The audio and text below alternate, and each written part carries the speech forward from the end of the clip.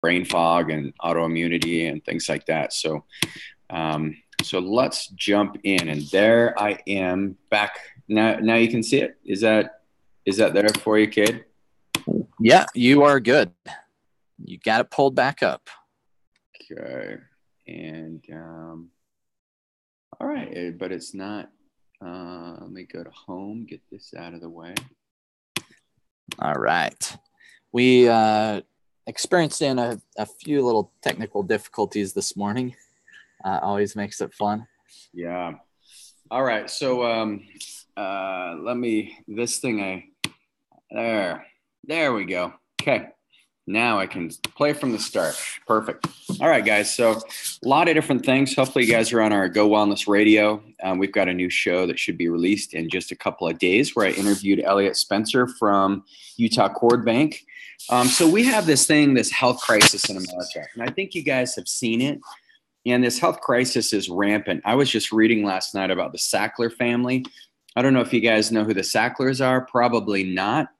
But the Sacklers are one of America's most wealthy families. They have a net worth of $14 billion at least. That's being very conservative. And the Sacklers, there are three brothers, and they're all psychiatrists. And these three brothers were the inventors. They bought a pharmacy, small Massachusetts company called Purdue Pharma, and they created a drug called OxyContin. Now, many of you have heard of the drug OxyContin, and you know about heroin, and you know about narcotics and opiates and the opiate epidemic. Well, this is the Purdue Pharma, and the Sacklers are the ones that we can all thank for getting millions of Americans addicted to these pharmaceutical prescription drugs. So we're in a health crisis. Not only are we in a health crisis based on the amount of people who are on way too many medications, but we're in a health crisis because our food has changed. If you look at our food, it's way different. We have Monsantos and Bayer have teamed up now, and they are creating an onslaught of destruction in our country and with our foods. Right now, you can't get any, for those of you who enjoy wine, you can't get any wine that's glyphosate free in California. And so even organic wine, the glyphosate does tend to drift and gets into other crops. The other thing that's happening because of the Roundup that Monsanto sprays, and glyphosate is just the active ingredient. But what happens is as it gets too hot, the crops in the Middle America, they start to buckle. And then what happens is the Roundup can float into organic crops when the wind blows, and then it can destroy and even kill some of these organic crops that don't have the right seeds to make them, resistant and robust enough to handle the Roundup. So we've got this massive health crisis, not only in our food, in our drugs that we're administering, but also in modern day stress. So three types of stress that will catch up to us sooner or later. And many of us, we downplay stress. We just think it's part of day-to-day life. And a little bit of stress is, but if you think about your overall health, you have tremendous amount of blood circulation in your body. You've got all these blood vessels. And every time you have physical trauma to your body, that puts stress on your circulation. And that stress, what happens is you start to get muscle tension. So you start to walk a little different. Your knees start to ache. Your joints start to ache. And this physical trauma can build up for years. And, it's not until it's almost too late by the time we do something to it. Physical trauma, for those of you who have had neck issues, that can also affect your thyroid, for example, if you've had too many whiplashes. If you look at physical trauma to any part of your spine, that can cut off the nerve and blood supply to different organs and glands. So there's many different areas where we have stress, but physically is one of those. The other one is chemical stress. Now, one of the biggest areas of chemical stress is actually in our water supply. Unfortunately, it's in our air, and we just made it through a brutal summer with lots of forest fires, but we also get it in our water. And the things that disrupt your thyroid gland, There's three molecules. It's fluoride, chlorine, and then bromine. And bromine is what they use it's like a cleaner. You can use it in hot tubs. Bromine is also found in bread. Yep. That's what I was just going to say. It's a preservative found in bread. And they substituted bromine for iodine. We used to preserve bread in iodine, and it was, great. It preserved it just awesome, but bromine was easier to get your hands on and cheaper. And so we put that in our breads. That's why you feel a little different when you eat breads in Europe versus United States. And then the fluoride, of course, where we get fluoride. Fluoride's going to be found in our water supply. And I won't dive into the story there with, the Merck pharmaceutical companies that, one of the big byproducts of making Prozac is fluoride, and several other drugs. And they just started dumping it into the fields. And then the pigs started eating it and had all these crazy issues with their offspring. And suddenly they realized, oh, it's the fluoride. So let's not feed it to the pigs. Let's feed it to the humans. And so they started putting it in our water supply. So little discouraging there. And then chlorine. Cade, where would you say the main sources of chlorine come from? Water. Yeah. I mean, we use bleach, and, frankly, we need it because there's a minuscule amount that is necessary to kill off a lot of different bacteria.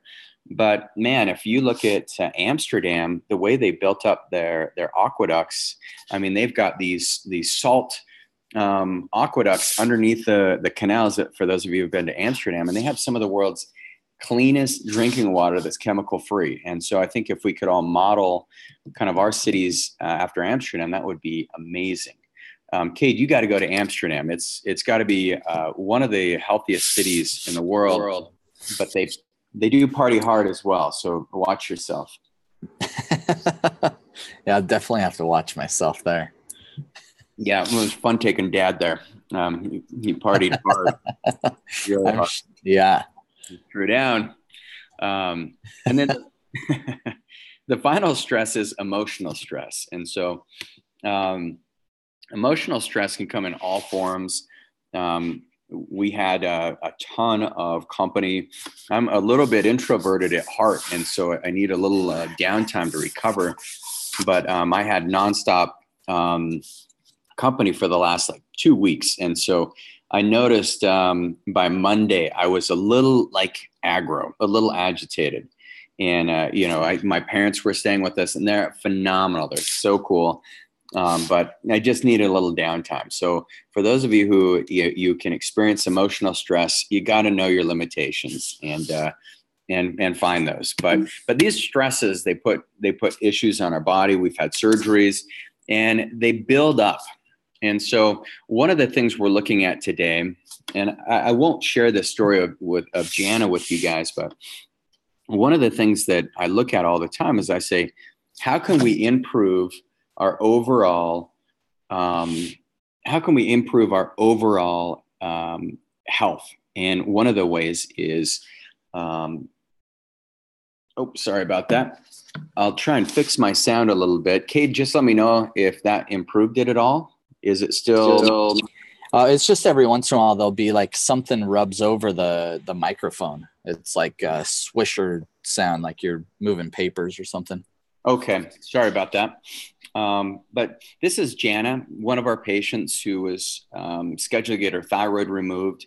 Jana came to me and she said, look, I don't want to get it removed. My endocrinologist, all he's been doing over the last several years is adjusting my medications. She was diagnosed with Graves' disease in 2010, and she came to see us in about 2014. And she'd been all over, and she was tired. Her hair was falling out. What you see here is a very robust, full head of healthy hair. And she is a hairdresser, so it was a big deal to her. But the bigger deal is her poor digestion. She just was struggling. And we helped her. Not only does she still have her thyroid, but we were able to help her reverse her Graves' disease, save her thyroid. She grew her hair back. She feels better than she's felt in 20 years. So there's a lot that can happen without surgery. So one of the first things is you got to have the right habits. So you got to get yourself, you got to think about what habits that you have right now that are not healthy, and then habits that are healthy. I like starting with wins, starting with the things you're doing just great. And, take a minute and write down, what are your healthy habits? What are you doing right now that's really moving the needle and pointing you in the right direction when it comes to your health? Now think about the habits that are not so healthy, the habits that, are keeping you from progressing. And those can be something subtle. It can even be like, waking up and not making your bed could be like an unhealthy habit. It could be not flossing. It could be not exercising. I mean, there's a lot of things that you may not be doing that is an unhealthy habit, or the things you are doing that are unhealthy. Maybe you're drinking too much alcohol, or you're thinking too many negative thoughts, or you're watching the news too long. We don't recommend more than about 3 hours of Fox News per day is about max that we recommend. Or would you say a little more than that, Cade? Now you could get away with a little more. Yeah. It's like, don't watch news. I mean, turn it off. Read your news. It's way better for you. And then set some goals, and then have an accountability partner. If you don't have an accountability partner, reach out to us, and we'll get you connected with one of our health coaches here at East West. But this is going to be the key ingredient as you're looking to really transform your health. So our health habits in America, you do not want to be doing this when you walk your dog. You've got to do this on your own. So don't let me catch you doing that. So as many of you know, I founded East West Health in 2004, and my mission has always been to help as many people as I can get as healthy as possible. And so when we look at that, I say, well, how do we get people as healthy as possible? Well, first of all, we've got to transform their health and make chronic pain and disease optional. So too many people are in pain. Too many people have chronic disease. And so my mission is, as a team, I want to make those things optional. So we focus on results, not medication or surgery. We do love our patients. But one of the things that causes our patients to exit this life way too quickly is this thing called death. And death is prevalent. There's 100,000 people, 150,000 people who die every day on this planet. And the number one cause of all this death is aging. Aging actually contributes to 100,000 deaths every single year. And so how can we stop aging? And what is aging? Well, if you look at aging, it's basically, aging is when you have the degeneration of cells, of tissues, of organs, of glands, of joints, whatever it may be. You have the degeneration there and there's no regeneration. So aging can be one of those things that maybe there's a way of slowing this down. Now, I don't know that I want to live forever. I do know that I want to live a super long, happy, healthy, robust life. Oldest person, as many of you know, is Jean Clement, lived to be 122 and a half. Remember selling colored crayons to Vincent van Gogh. One of my mentors, Dan Sullivan, his goal is to live to be 156. And he's got a really cool new podcast called American Checklist that you guys may want to check out. He lives in Canada, but he grew up in America. He grew up on a farm in Ohio. And so very interesting. It's all mindsets. It's not political at all. Maybe a tiny bit, but very little that actually has to do with politics. So I definitely recommend you check that out. My new book, Brain Rejuvenation. If you look at aging and if you look at keeping your body healthy, the brain. And so I've got a new book coming out, and hopefully it will be out by the end of this month. And it's on brain rejuvenation, as you can see. But I talk about some novel ways of improving cognitive performance, mental performance. We talk about nutrition, about nootropics. We also talk about stem cell therapy for those of you who have had traumatic brain injuries, concussions, or too much exposure in your life. But this is something that will be coming out. I'm a big believer in education, and so books are a great format where I've been able to do that. So let's talk about the brain and aging, because if you can have a healthy brain, everything changes. And I think all of us have experienced brain fog at one time or another.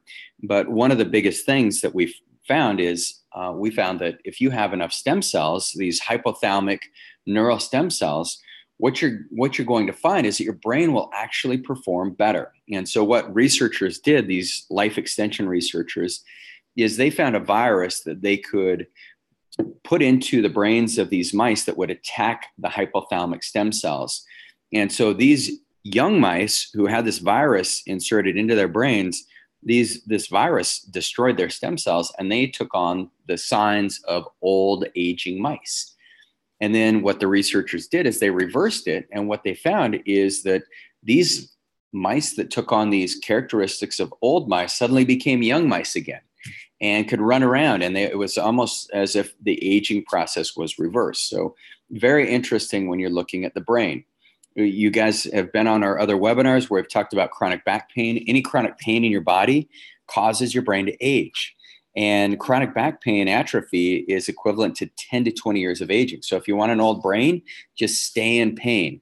There's a lot we can do to get you out of pain. For some of you, you've had this pain for so many years that it's going to take some work. It's going to take some effort. But if you start jumping into it and every day you do things that are going to help support the growth of either you've had stem cells and you're supporting the growth of the new stem cells, or you're doing things to keep the health and integrity of your joint, like walking properly, doing some chi running, chi walking, working at some muscle activation. I did a yoga class this morning that was phenomenal.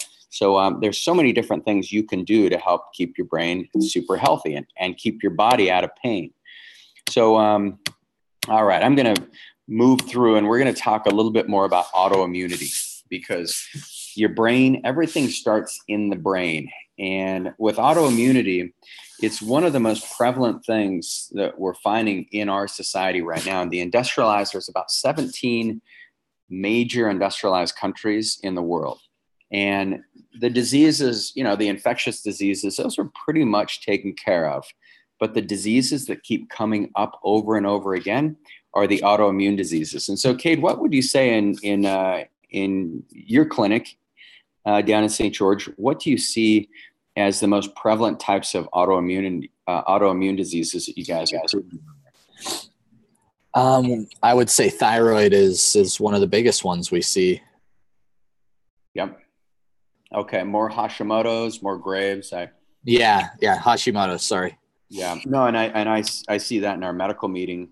Justice and Chris are bringing up some of their patients who have Hashimoto's, but yeah, we're seeing more multiple sclerosis, autism. We see a lot of Parkinson's disease and ALS. So there's a lot of different autoimmune diseases, but if you have one autoimmune disease, your chances of having additional autoimmune diseases triple. So something you really got to look out for.